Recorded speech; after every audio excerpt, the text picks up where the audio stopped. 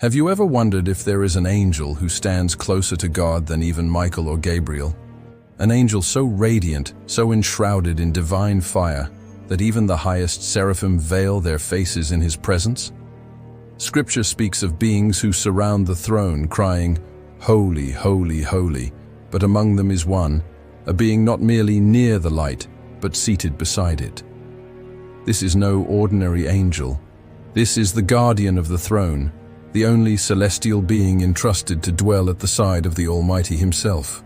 He is called Metatron in ancient texts, the angel of the presence, the voice of God, and the shadow of the throne. But who is he really? How did he come to sit beside the infinite majesty? And why does his name inspire both awe and fear among the hosts of heaven?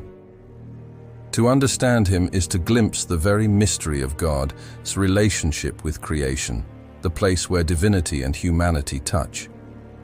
Before the dawn of time, before there was heaven or earth, the presence of God was all that existed, infinite, radiant, unapproachable.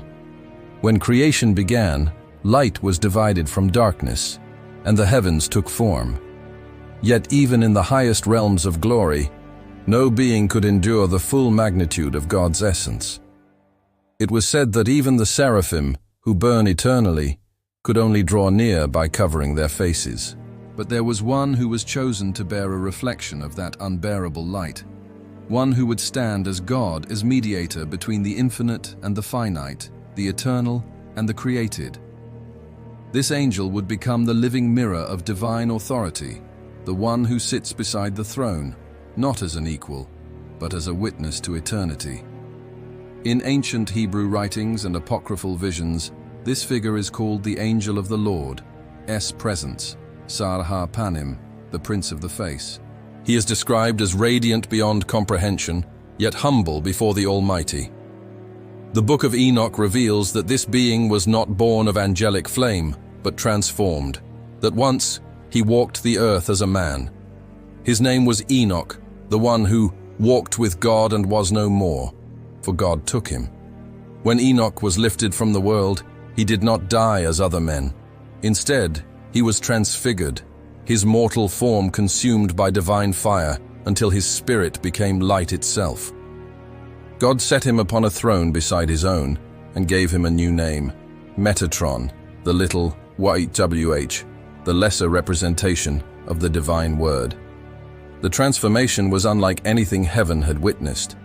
The angels trembled at it, for never before had a human ascended to stand in the very counsel of God. When Enoch entered the highest heaven, the seraphim cried out in protest. "How can flesh dwell among the flames?" they asked. "How can one born of dust sit beside the eternal?" Yet God silenced them with a voice like thunder. "I have chosen him, for he has walked with me in the shadow of the world, and has kept my ways. I have made him my witness before all creation." Thus, Enoch became Metatron, clothed in garments of light, his body transformed into fire, his voice echoing like the sound of many waters. Metatron became the Scribe of Heaven, the keeper of the Book of Life. Every word spoken by the Almighty passes through him to creation. His pen writes destinies, his hands record the rise and fall of kingdoms, and his eyes see the balance of judgment and mercy across time.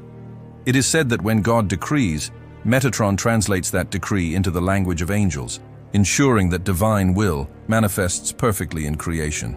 He is the living bridge, the embodiment of obedience and trust. And yet, his closeness to God brought both reverence and envy. Some of the archangels feared him, others misunderstood him. Even Michael, the mightiest warrior, is said to have bowed in awe before him, recognizing in Metatron the reflection of the throne's own light. But this honor came with a cost. To sit beside the throne is to bear both glory and burden. Metatron carries the weight of divine silence, the mysteries he cannot reveal, the judgments he must record even when they break his heart. He is not a god, nor equal to one, but his proximity to God's essence makes him a being of unearthly sorrow and reverence. For he sees all, the prayers that rise and the tears that fall, the cries of those who suffer, and the divine purposes that must unfold regardless.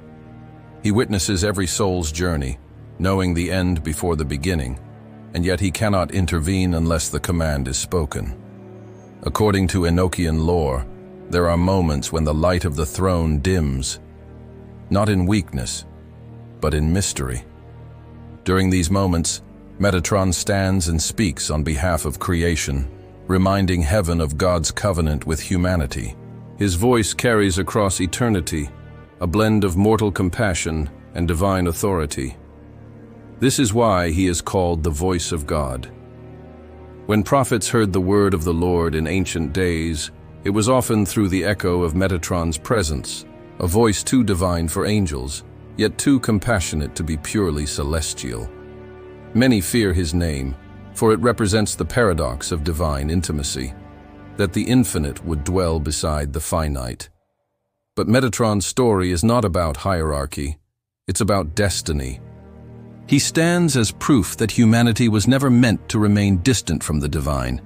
His seat beside the throne is a promise that those who walk faithfully, even through darkness, may one day share in the light they could once only glimpse. There is an ancient vision, whispered in the lost scrolls, that says whenever the Almighty rises from his throne to pass judgment, Metatron rises with him, not as an equal, but as a reminder of mercy. It is said that his fire dims as he intercedes silently for the world, his light flickering between wrath and compassion. For Metatron carries within him the memory of human frailty.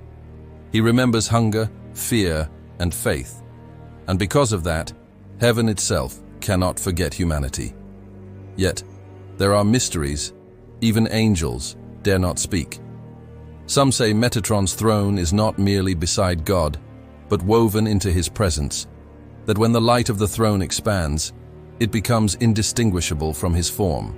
Others say that his fire guards the boundary between creation and creator, ensuring that the unworthy cannot approach the Holy of Holies unbidden.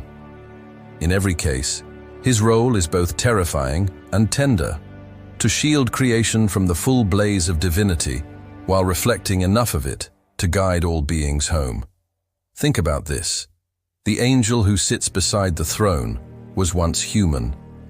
Enoch's ascent is not a myth of pride, but of faithfulness, the story of what happens when a heart becomes entirely aligned with God's will.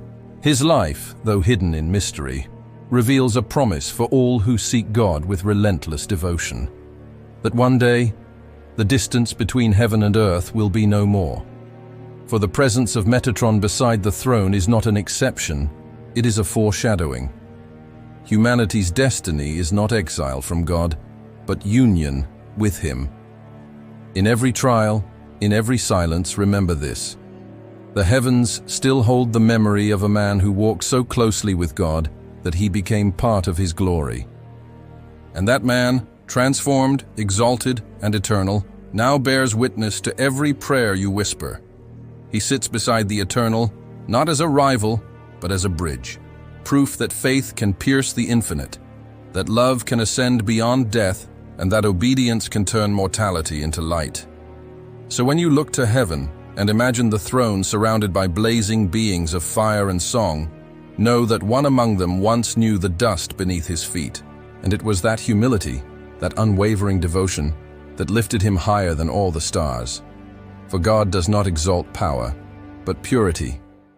He does not seek perfection, but hearts that walk beside Him even when the path leads into eternity. Because of Enoch, because of Metatron, we are reminded that the distance between heaven and earth is not as vast as it seems.